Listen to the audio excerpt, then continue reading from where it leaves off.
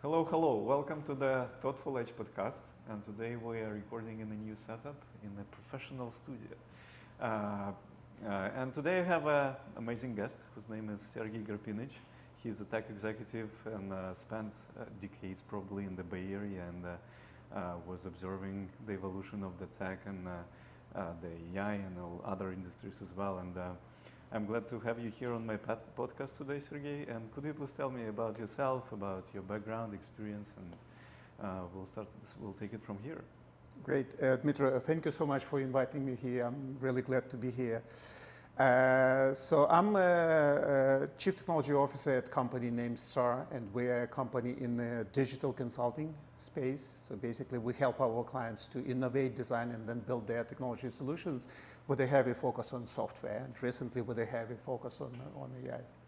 Okay, yeah, it's amazing. And I can imagine like spending so many years observing the evolution of technology and how the software development space is changing, and especially nowadays. But I'm curious about what was your observation during those years that you spent in tech, like especially being here in California and in the Bay Area. How it evolved from the past to the nowadays, and what was the most maybe milestones on this evolution path? Right. Yeah, indeed, it's an amazing space. We're both in digital economy, digital technologies, but then also this combination of digital software and hardware. That's really amazing. I'm indeed in this space for about 20 years, beginning with getting an engineering degree at National Technical University in Ukraine. I've spent out of this time more than last 10 years here in Silicon Valley. So indeed, this is an amazing space.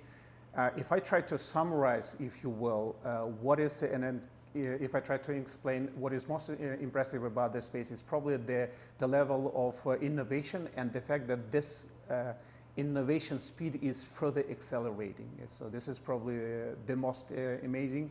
Overall, this is the most innovative space, arguably, but many people agree with that. But then the speed of innovation, the acceleration of innovation is really tremendous, really impressive. And this is what many of us are so passionate about, right? So we are not passionate just about the technology, but about the fact that the innovation, the change is so fast and even accelerating further. And when I think about innovation and when I look at that pace, as you mentioned, and everything, like I realized that the Silicon Valley is in the heart of that. And apparently there is some specific that allows Silicon Valley to be that successful and to be that fast comparing to like other locations, other tech hubs, right. Either it's in Europe or Asia. China is developing very fast, but they're still not able to keep up with everything what is happening here. What do you think is the key success points for the Silicon Valley in general? Right. Yeah, that's a great question. I think about this question all the time. So I dreamt to come here to become part of this ecosystem environment, if you will. But then, indeed, I think about this phenomenon of Silicon Valley all the time, especially during COVID time, right? When everything and everybody became distributed, right? And Silicon Valley is obviously a geographical phenomenon, right? So during COVID time, many people began to think that, hey, now everything is distributed. We don't need to be in a specific location. And indeed, many people moved out of Silicon Valley. Some other people moved in. But my point is that this phenomena of Silicon Valley, it still stays. It's still here. So this geography is important. And then now, indeed, the question is why, right? What is so special about this place, this set of small towns and then bigger towns as well? My answer would be, well, it kind of, you can see this as a trivial answer, but I still think that this is an important answer, at least for me, because I kind of confront that, hey, this is actually true. So what is true about this phenomenon of Silicon Valley? So first of all, yes, focus on high technologies, focus on cutting edge of technology, and then extreme focus on entrepreneurship, extreme focus on inventing some new things but then not just inventing these new things, but making successful businesses out of these new things, right? And that was a big learning for me. When I came here again 10 years ago, I thought more about technology phenomena, right? About new technologies, inventing things, pushing the technology frontier forward. But then I realized that many people here, bright people here, they are focused as much on technology as on making this technology a successful business. So this focus on extracting, now using some business language, extracting some end user value out of these technologies, this is what is really amazing about Silicon Valley. And this is what is missing in other kind of clusters where there's a lot of great minds, bright minds, but many of those clusters, if you will, they are more focused on technology itself, on the pushing the science forward, right? Here, people, extremely bright people push the science forward, but then also they bring this science to the benefit of humanity, if you will. Yeah, I'll use this term. So basically making successful businesses based on technology, right? So this is what continues to be very specific about Silicon Valley. And then, especially during COVID time, I think we clearly understood that yes, things might be pushed forward in a distributed fashion, but for people do not change.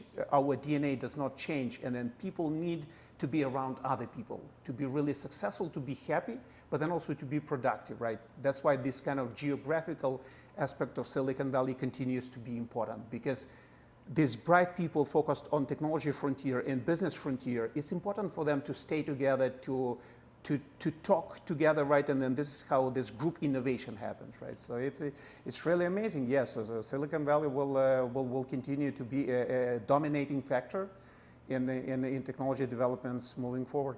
And it also it also acts like a magnet for everybody else. Like, absolutely. yes. So right. for every aspiring individual who is dreaming about being in tech or being tech and being an entrepreneur in tech, like they would be willing to come here to meet all those people, to learn from that, exactly, and contribute. Right. To meet like-minded people, to meet their future partners, right? To be able to combine that, as they call it, A-class team, because those bright people are available here. But then another important aspect of Silicon Valley as this economical and technology phenomena is access to investment, right? So you can meet here not just your future business partners and your team members, but you also talk and meet to many impressive and world-class investors, right? And then here we talk about smart money, not just money per se, but as they call it, smart money or connected money. I like to use this term when I talk to young entrepreneurs. That hey guys, you need money is kind of easy. It's difficult. Not just the money, not just the capital. Exactly, right? exactly. But the challenge and the ambition for young entrepreneurs should be to get this access to connected and smart money, and that's exactly what Silicon Valley money is about, right? So it gives you connection, it gives you insights, it gives you advice. And this is again, critical important part of the local phenomenon. Yeah, you definitely need access to capital, you need access to talents, and you need access to knowledge, which apparently everything from this list is present in Silicon Valley. We have Stanford University as the backup for the business knowledge, and we have Berkeley as a backup for all technology, research and innovation. So it's just the perfect combination. Right. Yeah, totally agree. So if I could rephrase my answer to your initial question about Silicon Valley, I would call out three key factors. Right. So extremely high technological talent, extremely high entrepreneurial talent, but then also access to funding and network, right? Yeah, perfect. And when we look at modern developments, especially in the AI space, and when we look how fast it is developing, how fast it's growing. For example, a year ago, ChatGPT just it appeared farther along some more time ago. But anyway, let's say a year ago, it was not that popular as now. Maybe not everyone heard about that, but today it's difficult to find someone who is not aware, who is not using it in a workplace just to maximize the efficiency and be more productive in whatever he is doing. And it's not only about technology anymore, because all other industries are heavily impacted as well, especially marketing, advertisements, and finance in certain ways too, and like insurance and healthcare. Like everyone is experiencing this kind of shift and vibe from the AI and appearance of that. From your perspective, how do you see AI is impacting the software development in general, and especially in the consulting space? Like, as you probably meet with a lot of your clients, and I can imagine they are asking about AI and integrations with AI with the existing products are more often these days. On the one hand, it is it is a general understanding that it is on the rise, but maybe just a bubble. Like exactly. I've noticed that you wrote an article recently just emphasizing on this point. Could you please elaborate a bit? Yeah, sure. But before I answer your question directly, again, so I talked about innovation and accelerating speed of innovation. Honestly speaking, I thought specifically about AI, because indeed, ChatGPT, this first large language model, has been introduced, I guess, less than 2 years ago, right? But then so many things have happened after that introduction, right? So first of all, competitors to OpenAI have released their extremely competitive models, right? Which at some points are even better than ChatGPT, right? There's ongoing competition between these foundational models. But then also so many things have happened in industry, in business, right? And then the impact is so significant. Yes, people talk about AI hype, and then some people predict kind of that, hey, AI is in a bubble state, and this bubble will burst. There are different opinions. It's also difficult to predict, right? Because no one has got a crystal ball. But I still have strong opinion that this is certainly not just a hype, right? And the corrections will happen. Corrections are happening even right now, right? When we look at the stock market for companies like NVIDIA, but then other companies providing AI services. So the stock fluctuates, and so do opinions, expert opinions, right? Still, I do have strong opinion that certainly AI is here to stay. That's an easy statement. Everybody understands that. But also, I believe that AI will not kind of give up. There will be no thing like some experts call it AI winter. That, hey, people will be kind of dissatisfied and everybody will, or many people will give up. That will not happen. And I'm very sure about that just because of the nature of my job. I'm kind of, and then my company, my team are acting at this as this kind of bridge connecting the technology and actual user value, right? And we can see that our clients and end users of our clients are extracting more and more value out of AI technologies, right?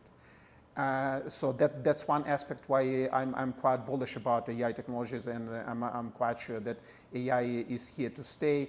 And even more, I do believe that AI is a major impacting factor. It's transformational, not just to modern technology and model business, but it's transformational to the whole way human society works and lives, right? So if you will, one could say, or I could say that this is kind of a second electricity or second invention, like a computer, like a personal computer invention, or maybe even more impressive than that, right? But again, I base my opinion on a specific facts, and those facts are situations when end users get specific value out of this technology, right? And then end users in different industries, in different geographies, there's more and more impact. You mentioned some of those industries, right? One interesting observation here is the way AI impacting our own job, right? As I mentioned, we are in digital solutions consulting, and we do a lot of software solutions design and development. Well, our own estimation that across the field, and we've got several hundreds of engineers, so our kind of estimation across this team is that our own productivity has increased at least 20-25%, right? We could talk about details. Like if we look at junior developer, their productivity increases at least 50%. If we talk about senior engineer, it still increases like 10, 15, 20%. So even from our own example, I can see that, hey, our job has changed completely, right? But then for our end users, whatever space it is, marketing or advertisement or some other domains, we can see that their productivity increases, right? There's another interesting aspect to this fact. Like some people say, and then there's actually people are afraid that, hey, AI will come and replace us humans. Yeah. Well, this is not what we see at the moment, but what we do see. Maybe later. However. Oh, maybe later. Yeah, exactly. At the moment, but what we see right now, and I'm now actually quoting Andrew Ng, well-known a person in the AI domain, says he mentioned, well, AI will not replace humans, but people who use AI will replace people who do not. But I actually wonder, what is your own experience? You're also in software development domain. What do you experience with your teams? Yeah, absolutely. Like as I'm in marketing, and I see that we started integrating with those LLMs like maybe the day after they appeared. Yeah. We started to think about how we can leverage it for our productivity, maybe for some content generation, for some image generation, some ads, or even like creating better images, creating better advertisement posters, creating better websites, and so on and so forth. And like in engineering space, we obviously also engaging with the LLMs, like with Microsoft's Copilot to assist us with the code writing, and we're looking at different other applications. We internally created a chatbot ecosystem, so we can create chat agents on purpose that would be like predisposition to work in certain, like with a certain focus on either industry or some specific work that we will want to do with the chatbots. So we already have it. Like I use different LLMs, including OpenAI, Gemini, and the work that Anthropic is doing as well.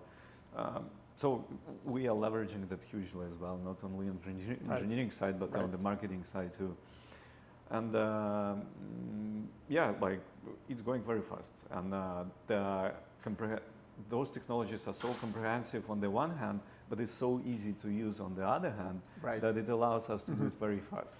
You just like literally, you just send a request. They're asking to generate you some content that gives you back like in a couple of seconds. Right. Yeah, there are obviously some problems preventing the even wider adoption, like hallucination, well-known problem. But then also, again, so the first version of ChatGPT, like 3.0, which became widely known, right? It was released like 2 years ago, right? But if we look at how quickly these problems like hallucination are being addressed compared to timeframes, it's clear that all of these problems will eventually be addressed and will be addressed quite fast, right? Like even level of hallucination drop down very significantly during only the last year. There are a lot of companies are working on those challenges and trying to solving this problem. Just recently, we've been attending the PyTorch conference in San Francisco, in Fort Mason. Like it was an amazing venue, great event. Like we had a lot of insights, and there was a section during the event where different companies and startups were pitching their ideas to the audience, and like there were several companies that are trying to address the hallucination issue, and apparently there are ways of doing that, and those ways are not that complicated, like in general. And some of those startups are also working on optimizing the existing models because they are like very compute greedy now. Like they need a lot of resources to train the model to operate, and a lot of companies are trying to solve it, and some of them are getting a very good results, like improving the performance of those models like up to 90% if like you will decide to narrow down the general model to working on some specific niche, let's say. Right. Yeah, hallucination does look like a technical problem to solve. Yeah, exactly. There are clear benchmarks, and clear a lot of optimization approaches, and this number of different approaches basically increases on a daily basis. Absolutely. But by the way, what I thought about, getting back to your question about the AI hype and the AI bubble, right? People indeed talk a lot about it nowadays, different opinions. I think that it might be interesting to look at AI value chain to try to kind of answer this question more kind of analytically, if you will, right? So again, if we try to define a simplified value chain, so what do we have? The foundation, we probably have companies like NVIDIA, but then also TSMC, ASML, those companies which are focused on AI chips manufacturing. Like NVIDIA is obviously an undisputed leader here, but there are companies like AMD, Intel, others which are trying to catch up, and they keep the pressure on NVIDIA so that NVIDIA continues to innovate, right? So NVIDIA is already profitable, extremely profitable, right? So they already derive a lot of value out of AI, right? But then the next level in the simplified value chain might be those companies which are providing cloud compute, right? So AI models are a very expensive thing to run, right? And they are run on chips clusters, and companies like Amazon, Google, and then NVIDIA itself, right? And then Microsoft. They are probably 4 key providers of cloud compute. They are investing a lot, but then I think it's easy to understand that they are already operationally profitable because they are selling these compute services, right? And they're extracting operational value. Their operational P&L is positive. They are profitable, right? And it might be a question whether it's going to take longer time or shorter time for them to recover investment, but it will be required. It's kind of easy equation to solve, if you will. Now we've got another layer of foundational models providers, and that's probably the most interesting question because many skeptics point to companies like OpenAI, right? But then also Google with their Gemini, Anthropic, and they say, hey, look at these companies like Gemini. Last Gemini version was development cost was well over $100 million, right? So this is kind of too expensive. And it's obvious that next models might cost even more, right? So they point specifically to this category. So I would look at this category separately, but if we move further up the value chain, right? What do we have there? We've got companies which I call applied AI, right? So these foundational models are super useful out of the box, like you mentioned. You just log to ChatGPT account and you get a lot of value out of there, right? But even more value is extracted when these foundational models are integrated into end-to-end digital solutions, right? So that users continue to use their kind of everyday solutions, both in consumer space and in corporate space, right? They continue to create advertisement. They continue to plan and then to execute on their marketing campaign. They continue to do their financial document management, et cetera, et cetera. But now with these models integrated, even more value is extracted, and that's why these applied AI services companies, they also provide a lot of value for end users, and they are operationally profitable. There's no bubble there, right? So they're already making money. And then as you and I began this conversation about AI end users, also us, right? As users, our teams, our companies, but then our clients as well, they extract increasingly more value. So there's no bubble for them because they've got value. Absolutely. So I use them every day. I have 3 subscriptions. Right. The only category which is left is foundational models providers. Yes, they do huge amount of investment. Like OpenAI, they are now looking for another investment round. But then if you look at all of this value chain, right, you realize that, okay, this is here to stay. Because these companies, these foundational models providers, ultimately they will realize value for their shareholders as well, right? And ultimately they will become profitable. And then when everybody in this value chain profitable, that's, from my perspective, this is a clear definition that, hey, that there's no bubble even Even there's no kind of reason to even talk about bubble when everybody in the value chain are profitable, are realizing profits. Yeah. When it's clear win-win situation for everybody. That right? makes perfect sense. And when we are talking about the last layer, the particular application of those LLMs for the real use cases and for the real business kind of optimization or for real business efficiency, can you give some example of with which kind of problems your clients are approaching you now with, where they want to apply those AIs now? Right. I certainly do not want to talk about chatbots because everybody kind of talks about that, and then some people are kind of tired of talking about. Even although this is extremely interesting category, also from the perspective that all of these kind of functionality is now embraced by the foundational models, right? But let's set it aside.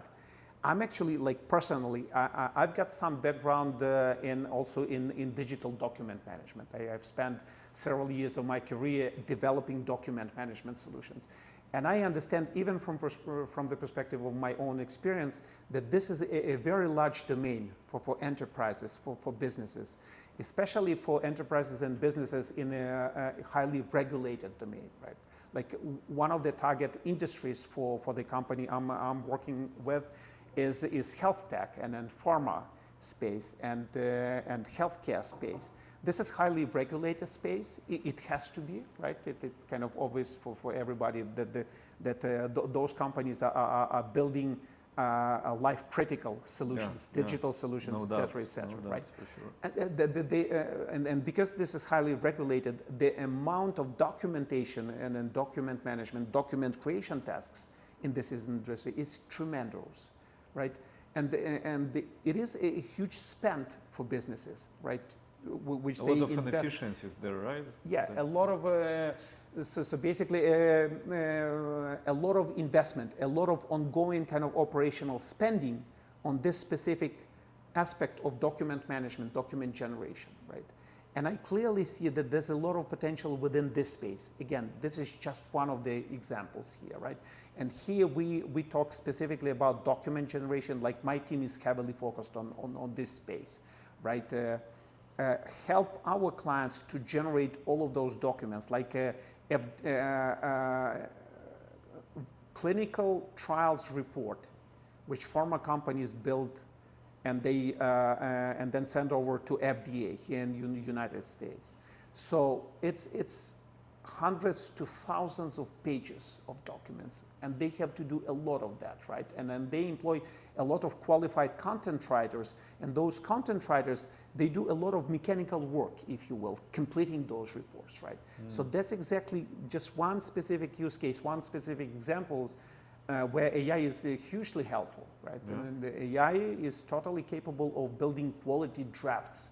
People are still required, very much required here, right? So people who are using AI. Just to ensure that the data is correct and the output is good, yeah, right? But exactly, right. But then also the help from this AI augmented document generation systems is also amazing. It's tremendous help, right? So, and that's just one example of this document management domain, document generation. I mean, there are many other examples as well. So we talk about digital solutions right now, right? But the entirely additional segment, which is also very much a focus of this AI innovation and disruption, is hardware space, physical space. Think about robotics. Right. Specifically, think about consumer robotics, right? Yeah. Honestly speaking, for me, it's very. I'd like to talk to my vacuum cleaner. Like I have a robotic vacuum cleaner, but it doesn't talk, and so I'm so disappointed.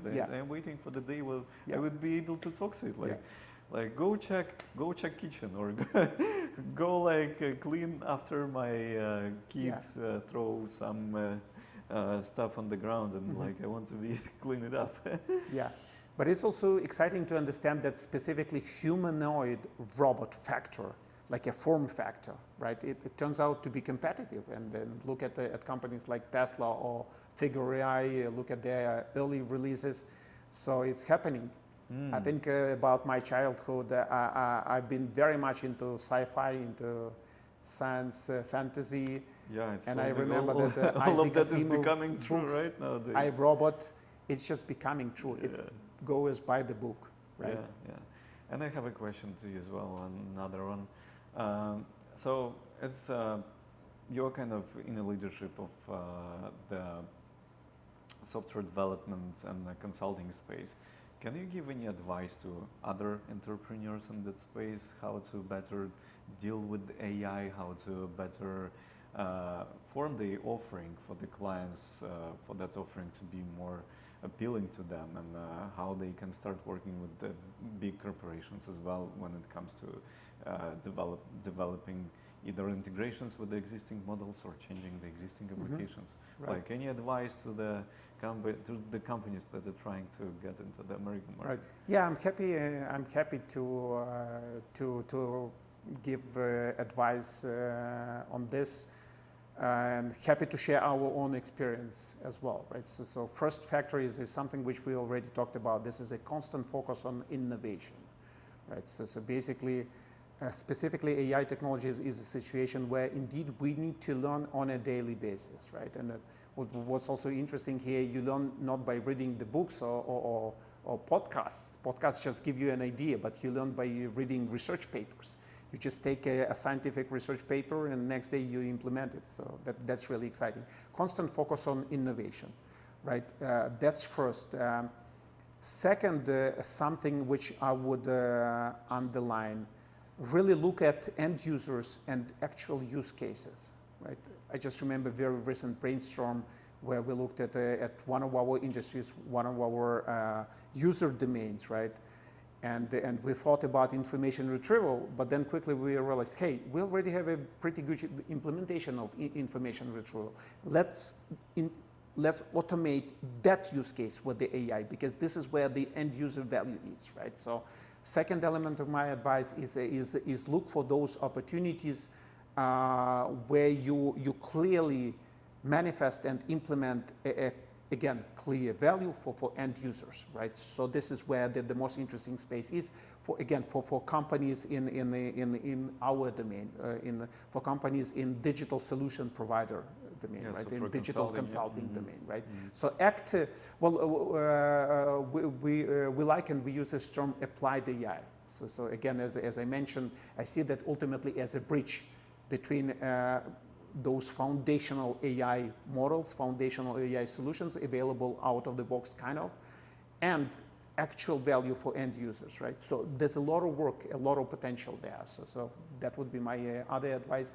Yet another advice, and again, this is part of strategy of my company. We focus heavily on industries, right? Because general solutions, they might be useful, but they do not solve they do not always solve, again, the specific user needs, right? But when you try to understand the industry, when you get into the industry, you understand end users much better, right? And right. Then you focus on industry. You start use gaining cases. more expertise, right? You right. start gaining more value in the eyes of potential customers. So if you will, kind of the best approach is to focus on end users. But if you move just slightly up, then you focus on industry, because industry, in essence, this is just a cluster of end user needs, if you will, right? A well-defined cluster of end user needs. So if you focus on that cluster, you understand your end users, and then you implement something which is really valuable for them. Yeah, staying ahead, learning, and focusing on some industry. Great advice. Thank you for sharing. Right. And one other thing, so we talk about AI solutions for end users, but then you and I also talk about changing our own ways of doing things, right? So in fact, so we've got a focused initiative on AI, which we call AI Innovation Hub, and their actually focus is twofold. So one focus is creating AI-driven, AI-powered, AI-augmented solutions for end users. But their second focus is changing the ways we are delivering our services, right? Helping our own teams to get equipped, to get powered by AI tools and the AI solution. Like we talked about software engineering and the fact that we do estimate that our productivity has already risen like 20 to 25%. Same thing is happening with product management aspect. Same thing is happening with user experience design. Yeah. And now these AI solutions which augment our own ways of doing things, of our own ways of delivering services, they're so well structured, right? So there's an optimal solution pretty much for every specific activities within our own service delivery ecosystem, like software development cycle, awesome. as we call it, right? Awesome. So awesome. This is really basically the focus is on improving lives of our end users, but then also the focus is on improving our own productivity. And that would be my advice for companies in our domain, right? Yeah, makes sense. Change ways you are doing things. Remember that AI will not replace humans, but people who use AI will replace people who don't. Yeah, because clients, I can imagine, will be looking into you and try to learn something new. Like if they will notice that you do a lot of stuff more efficient than right. they are, they would be more willing to work with you and maybe take on some of those approaches and some of those processes as well. And as we're approaching the end of our conversation, I have probably the last question to you. What do you think is the next big thing in tech? Yeah, I think AI is not done. Okay. So it's actually very interesting thing what might come next in AI, right? And here, being an engineer and a technologist, I think specifically in terms of enabling science, right? And then we know that the key enabling science, I'll use this term right now, behind AI is a technology called transformers, right? So it started as language models, it moved into image processing, video processing, right? Now it's all transformers or combination of transformers with convolutional nets or with something else, right? What might happen if there's next major invention, right? Which will come after transformers. So far, transformers, if you will, rule AI world, right? And people do a lot of great things. What happens if there's new invention which it's very science is very evolutionary, right? But at some point, those evolutionary increments result in a transformational change, right? So I would expect it's not possible to forecast things like transformers, which happened back in 2017, right? It's not possible to predict that because of these evolutionary factors. It's a random process, if you will, to an extent. But it might happen, and that will be a next breakthrough, right? So I would highlight this direction. Another direction which I would highlight, and this is what we talked about, is expansion of AI out of purely digital space, more into physical space, like robots, robotics, different types of but especially consumer robotics, right? Because manufacturing robotics is here for the last 10, 20 years, right? Like if you look at automotive production, all of those factories are already almost completely automated, right? Yeah. But now consumer robotics. I'd like to have one on my kitchen. Yeah. I'd like to have a robot that will be cooking a dinner for me. Right. But then consumer robotics is very interesting. It will not come in the next 1 or 2 years, but next 5 years, very possibly, right? The consumer robotics space will be quite significantly changed, right? So I would kind of call those areas out, and there's a lot of progress in those. Again, we talk about hype cycle, right? So like even augmented virtual reality, it's been a huge hype, then it dropped down, AI winter, if you will. But people continue. It might come back, right? Or maybe some combination, augmented reality with AI. Yeah, exactly. Cross sections are super interesting because a lot of kind of disrupting innovation is happening at some sort of a cross section. Some synthesis, synthesis of the existing things. Synthesis of kind of existing technologies, glue it together, and here you go. You might have like quite a major innovation, right? So. Augmented reality technologies, they continue to develop, right? The right incremental releases, but again, at some point there might be a breakthrough in that direction as well. So this space continues to be extremely exciting. There are a lot of related risks. We did not talk about those factors, right? And we did not talk about good actors and bad actors. There is a lot to explore. I believe we can we can do just another episode on that. This might be a topic for another conversation. Yeah, for sure. Yeah, but overall, again, this is the pace of innovation is something which is really exciting. Okay, I think we are almost done, and probably it's time to have a lunch. Would you mind going already? Perfect. Yeah, let's do it. It's been certainly a great pleasure to be here. Thank you so much for inviting. Yeah, thank you so much for coming, and it was really amazing conversation, especially considering that we in this new great setup. Yeah, great place, great time, and great conversation as well. Thank you. Thanks a lot.